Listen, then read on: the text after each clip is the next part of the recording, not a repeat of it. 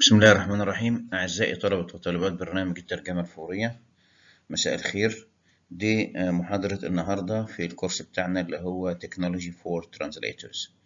And the title of our lecture for today is Words and Context. Now let's start with a definition of context. What's meant by context? In fact, when we use words, words are not used in isolation. There is linguistic environment before and after the word. This linguistic environment is called context or co-text. So words of a text are surrounded by linguistic environment. This linguistic environment is called the co-text or the context.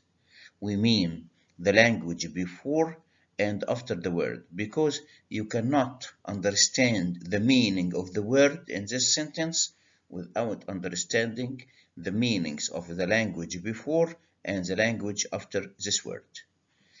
The text takes place in a broader environment, and this broader environment is called the context. Let's have an example of the context in this situation. So when we say your order will be processed within 3 to 4 days after your request is submitted. This is an example. In order to understand this example, we have to understand the context. And by the context, we have to understand the participants. Who is speaking to whom or who is writing to whom. So we understand from this that this is a customer and this is a seller. Okay, so this is something, or the participants here are the customer and a seller. And the topic, we understand from this sentence that the topic is a request for a product to be delivered, and we expect this to be written, and this is the medium, because the medium may be written or spoken. So what we have in the previous example is context of situation in a speech event, okay? Because any utterance we make or any sentence we write in a context is called a speech event. So the topic, the participants, and the medium of an event constitute what we call the context of situation. This is another example to show us the context of situation. Excuse me, can we order please? So when we read this, the context tells us the participants are customers in a restaurant, and the topic is ordering a meal, and the medium is spoken language.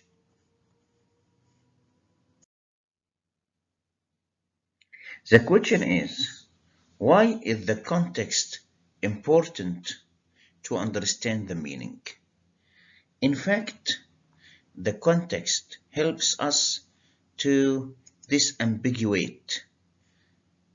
What is the meaning of disambiguate? To make the meaning not ambiguous. So the context helps us to disambiguate the meaning of a sentence.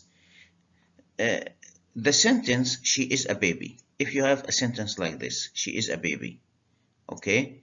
The word baby may refer to an actual baby or to an adult who looks like or acts like a baby. So which one? How can we decide whether the word baby in the sentence she is a baby refers to a real baby or to an adult who looks like a baby or who behaves like a baby? This is the context. The context will help us to understand. So the two contexts and the co-text will help us to understand the meaning. So look at this sentence.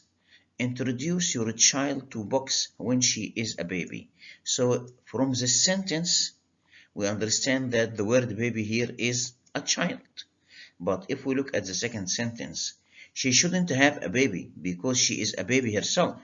We are talking about an adult who is acting like a baby. So this is an example of legal context and translation.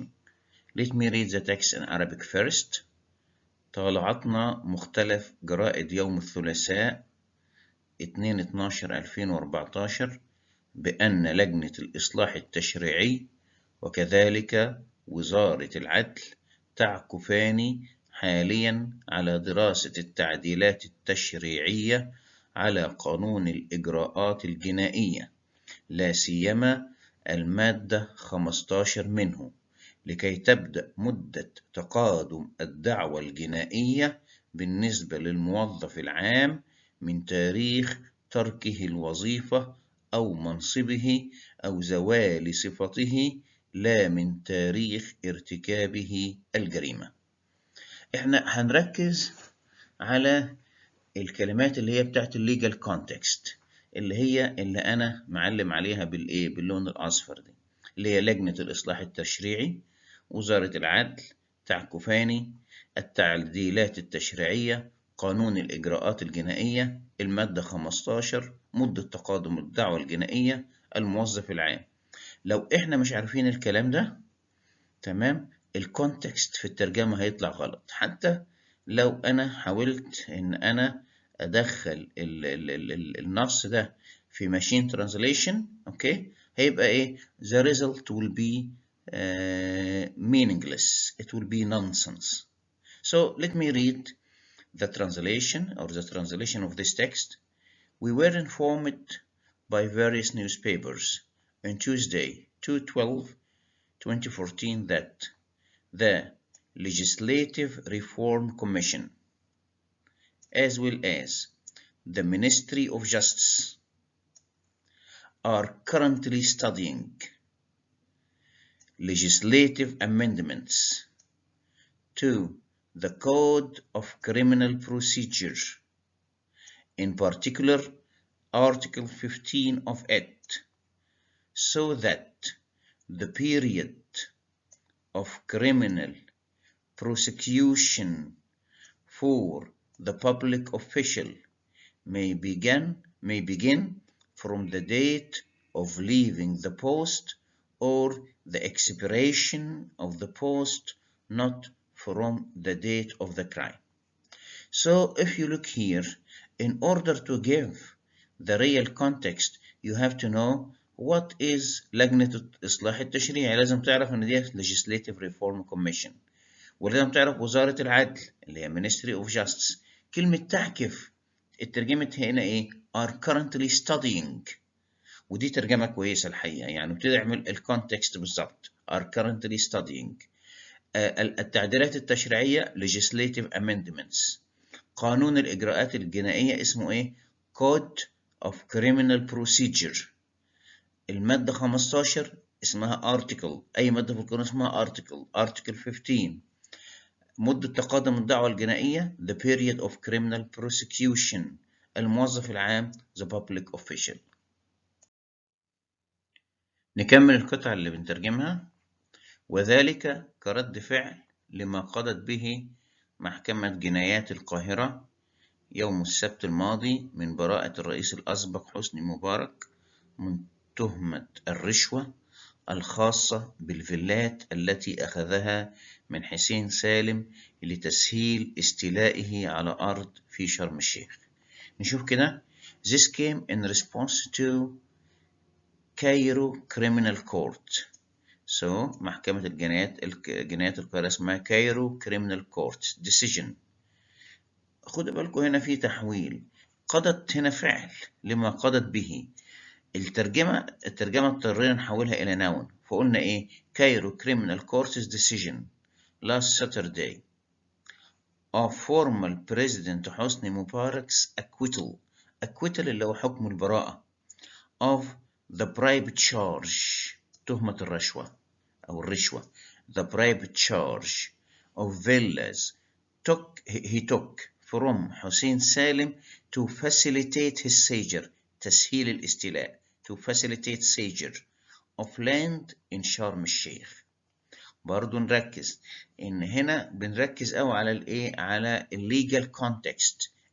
الترجمة كلها بتدور حوالين نوع معين من السياق اللي هو السياق القانوني legal context. So without knowing these words, okay, you will put in your translation words which will not be understood according to this context. نكمل. حيث استندت المحكمة فيما قضت به من براءة إلى انقضاء الدعوى الجنائية بالتقادم لمرور أكثر من 10 سنوات من تاريخ وقوع الجريمة.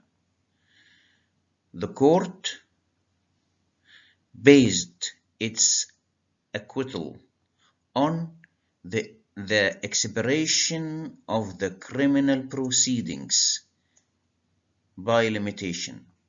expiration of the criminal proceedings اللي هي انقضاء الدعوى الجنائية بالتقادم more than 10 years after the date of the crime.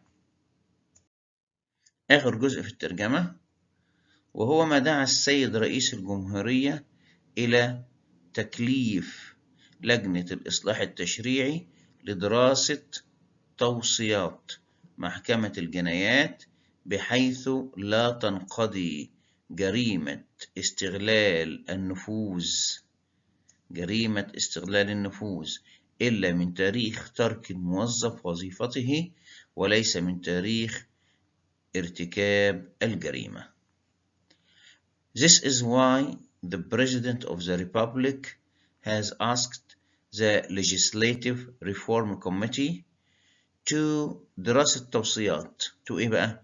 to examine recommendations of the criminal court so that the crime of exploiting influence اللي هي إيه؟ جريمة استغلال النفوذ can only expire يعني تنقضي، يعني تنتهي الصلاحية بتاعتها on the date of the employee's departure from office and not from the date of commission يعني ارتكاب الجريمة. أشكركم ونتقابل إن شاء الله الأسبوع اللي جاي.